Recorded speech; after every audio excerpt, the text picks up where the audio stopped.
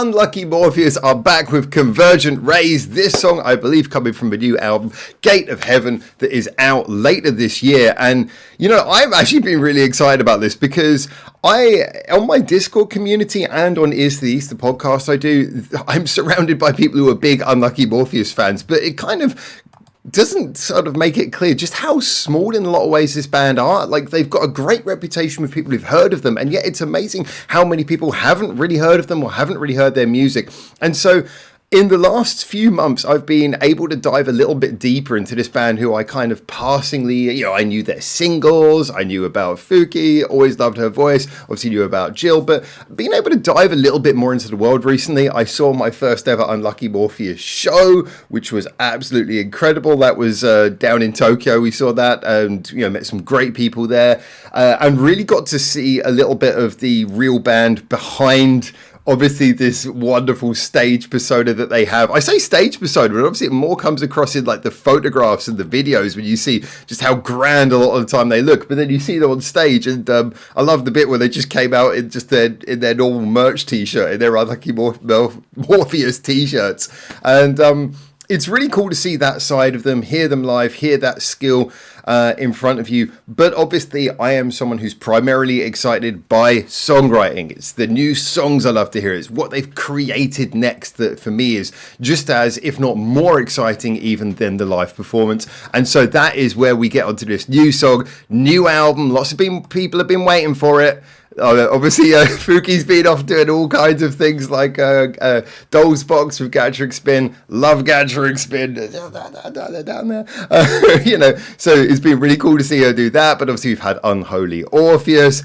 So difficult not to say Unholy Orifice. But that's one of those names. Anyway, let's get straight into it. This is the brand new song from Unlucky Morpheus. It's called Convergent Rays. I've got to be honest, and one thing before we jump into this, I often pay attention to the videos as well, and the thumbnail looks so similar to the thumbnail to Welcome to Valhalla. I'm wondering if it's going to be one of those videos again directed with like the fast-moving, swooping cameras and the green screen. I don't mind too much if it does. At least they're visually spectacular, but I'm intrigued. Is that the direction we're going in? Anyway, new song, Unlucky Morpheus, Convergent Rays. Let's go. I think. Go. Yeah, I think that's exactly what the video is going to be. Yeah, let's pump it up.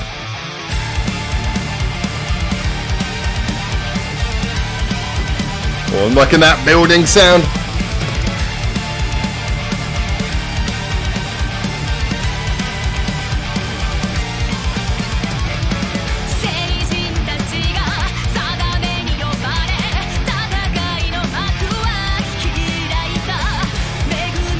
Liking that big melody focus, all charging along.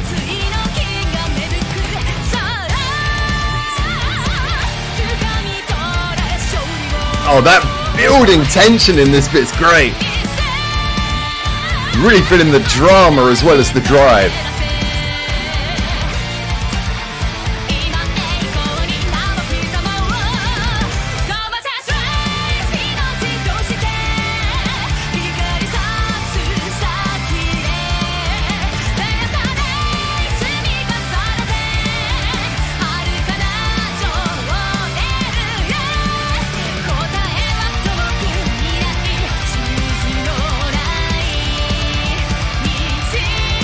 It's a typically big chorus for them, isn't it?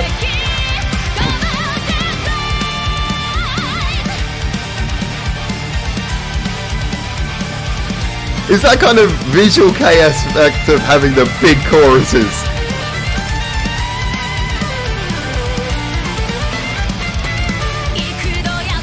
They love to walk that line.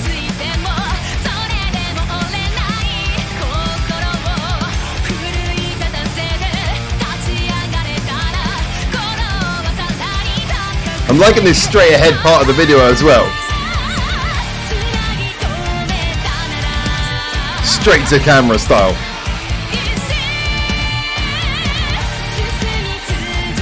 Oh, that is such a good build-up. The kick drum rhythm in that build-up is brilliant.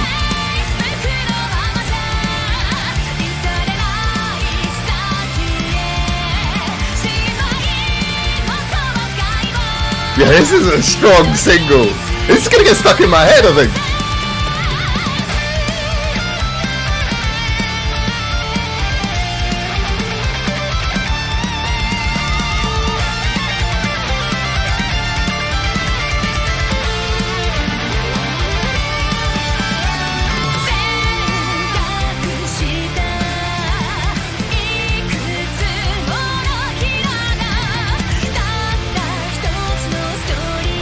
Nice. Let's have a good build up to a last chorus.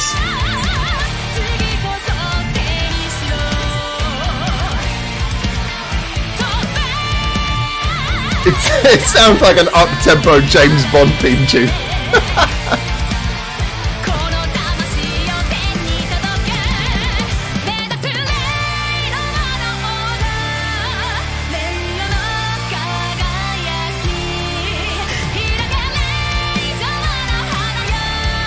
That's a nice use of that final chorus breakdown. We hear that in so many songs, but it worked perfectly there because they really built up to it.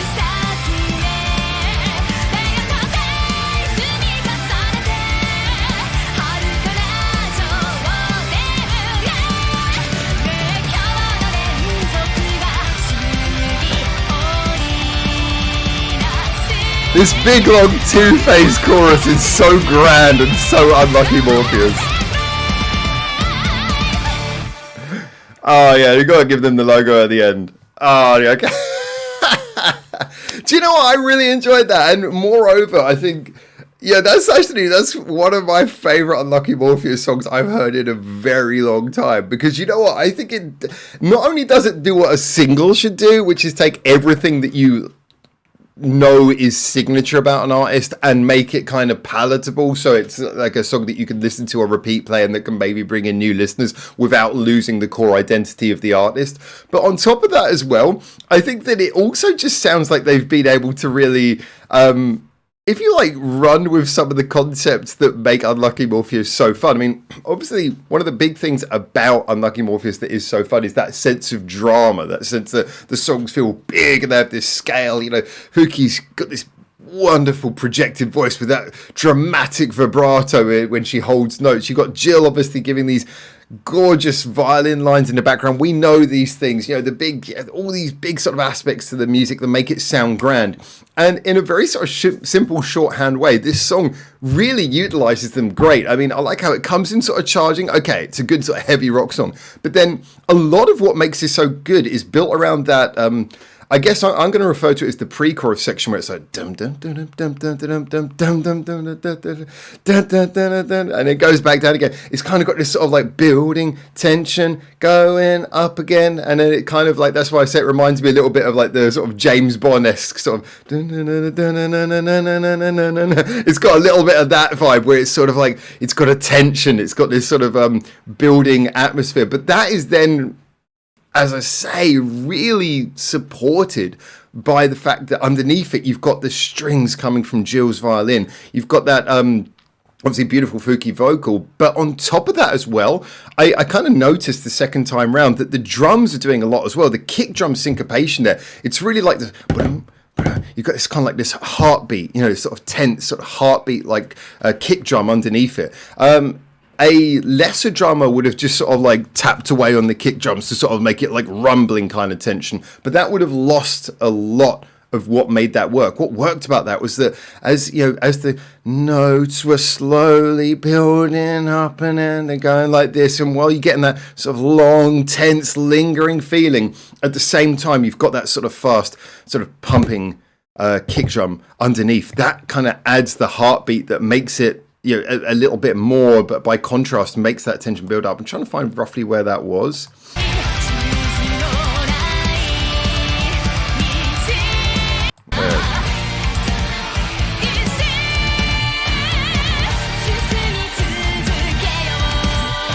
There. You notice how in that bit, let's run that back quickly.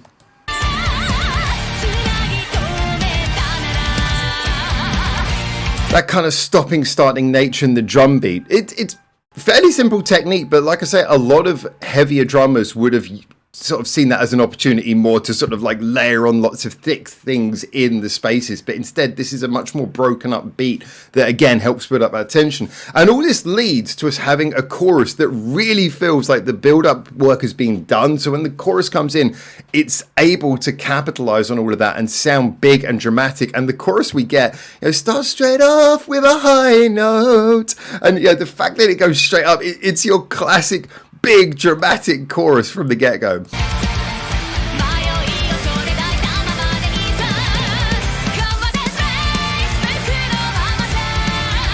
It's very karaoke. It's very sort of classic anime theme tune. I hate to use that word when talking about J-pop because it seems so like just, you know, reductive to say, oh, it sounds like anime music. But it's that classic, you know, big dramatic anime theme tune. We're talking about something big and dramatic. I love that. I think it really is. It has that kind of over-the-top drama that works because Unlucky Morpheus can make it work. You know, they have that natural sort of hyperbolic vibe to them that just works so well. And so when this chorus comes in, you've had the build-ups being nicely engineered, then you've got a band who sound naturally kind of hyperbolic and dramatic and theatrical, and then that chorus comes in, and this is why they can carry that chorus better than most other bands could. Because when it comes in, it just feels, you feel prepped for it, you feel ready for it, they've done the build-up, and the band just deliver it beautifully. And it's a great chorus. It's a really big, long chorus with lots of twists and turns, but it's great, and it feels like a reward for everything that's led up to it. Now, one thing I'll also say, I just want to quickly add as well, just to sort of point out how well I think this song clicks and works together.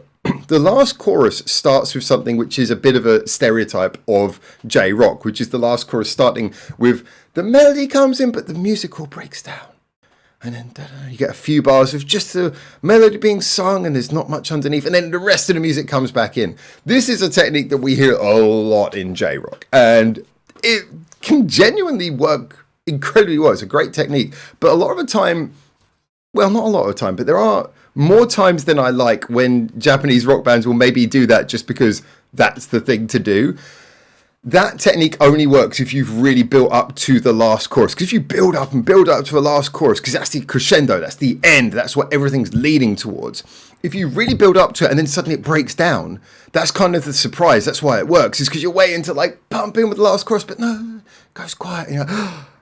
And then bam, it comes back in. But you get a lot of bands who'll just have like a really sort of half-assed like bridge, and then breakdown. Oh, and then the chorus comes back in. You're like, why did you bother? I really like how this builds up to that, and then sort of breakdown feels kind of convincing. I'll try and find where that was roughly.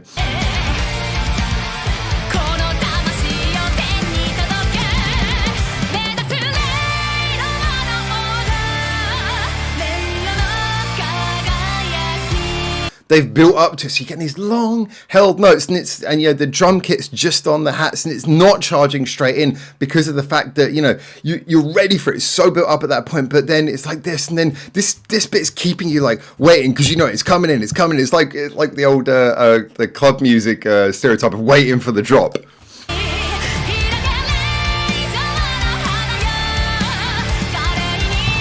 And you get a second build up.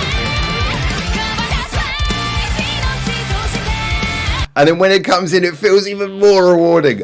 So for me, this is just peppered with really great examples of how you can use style to actually improve the substance. You can make something which has got a nice, simple formula that makes it accessible to a general audience, but without losing kind of maybe the more dramatic, hyperbolic and crazy aspects of what makes your band good. And also how you can make a song that is both fun and also really over the top, where it needs to be. This is just, for me, this is a really good balance of the Unlucky Morpheus formula. I think it takes a lot of what we love about the band and just executes it in a really cool way. Yeah, I really enjoyed this. I thought this is one of my at the moment, you know, recency bias being a thing, this is one of my favorite Unlucky Morpheus songs I've heard in a while. I really enjoyed this, and 100% I will be coming back to see what rest of Gate of Heaven sounds like. Looking forward to enjoying it with you guys. Wow, great stuff. Anyway, there you go. Thank you so much for tuning in. Tell me what you think in the comments below. And until I hopefully see you very soon in Japan for the next one, at least. For now, Ciao, ciao.